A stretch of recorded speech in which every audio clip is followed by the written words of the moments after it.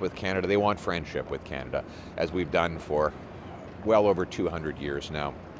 And we started in Detroit, where I fought for our auto sector, pushing an auto pact that would allow free trade across our border and will not only protect the jobs that are at risk today, but double our production back to where it was back in 2015. And the auto sector on the American side of the border was very happy because of the plan that I put forward actually increases auto production for both Canada and the US. Then it was off to Houston, which is one of the great energy capitals of the world.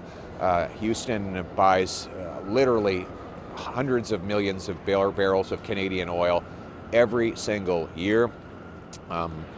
They don't just buy it, they transport it. Canadian oil goes by pipeline day after day, and I went to some of the terminals where our oil is received, processed, and shipped off to the world.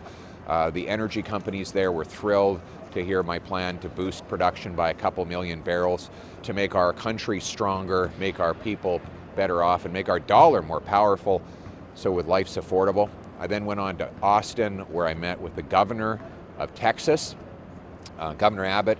He wants to build even better trade relationships.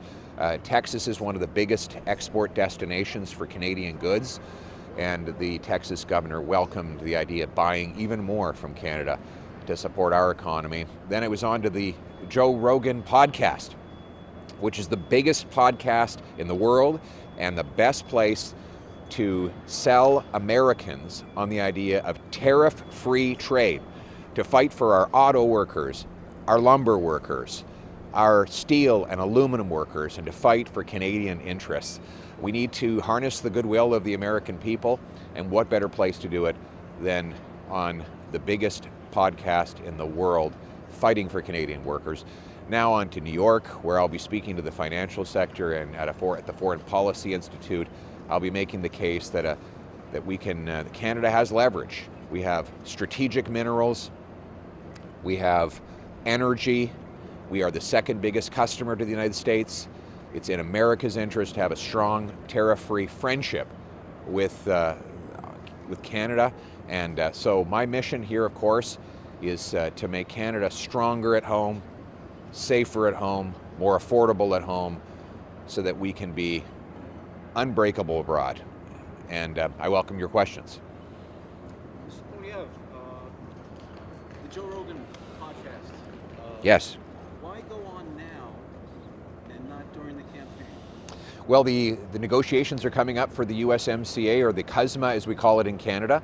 I wanted to maximize Canadian leverage going in, and one of the biggest leverage points we have to fight for tariff-free trade, to fight for our auto, steel, aluminum, and lumber workers is the goodwill of the American people. So I use the podcast to argue in favor of removing those tariffs, not just because it's great for Canadian workers, but also because it'll make life more affordable for American consumers. How do you think you did on the podcast? I think we had a great conversation. Joe's a great guy, and my mission was very simple: fight for Canada. I presented him with a big maple leaf on his kettlebell, which he'll see every time he works out. He'll think of Canadian workers who did the artisanal craftsmanship on that beautiful piece of equipment, and it was a great chance to fight for removing tariffs, so that our people can have jobs and we can launch our economy from currently being the weakest in the G7 to being the strongest. So the platform is of current interest to you because of tariffs, but in the past you've called the Joe Rogan podcast problematic. So No, why would you do it? I haven't done that. Would you do it again? I don't see why not. You enjoyed his company? So, You enjoyed his company? I thought we had a great conversation about how the United States would be best served by eliminating all the tariffs, so that we can make life safer and more affordable for Americans, and make paychecks bigger and our economy stronger for Canadians. So that's my message. I'm here to fight for Canada, to fight for our workers, our jobs, our steel, our aluminum, our lumber, our autos, and what better place to do it than on the biggest podcast in the world. So what do you have planned for the rest of your time in New York?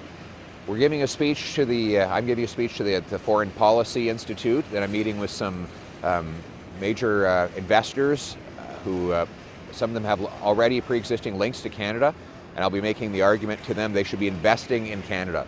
Plow your capital back into our country so that we can build things on the north side of the border and profit both Americans and Canadians as friends. So do you feel you have some repair work to do with the relationship between the two nations?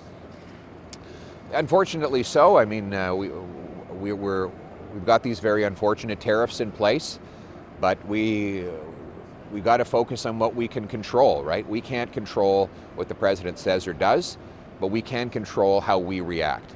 And so my mission has been to make Canada stronger at home by unblocking our resources, unleashing our economy, building up our reserves of energy and minerals, and then using all that leverage to get tariff-free access to the American market.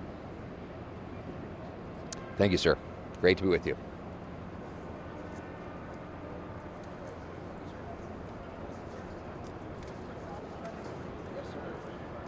Yes, sir.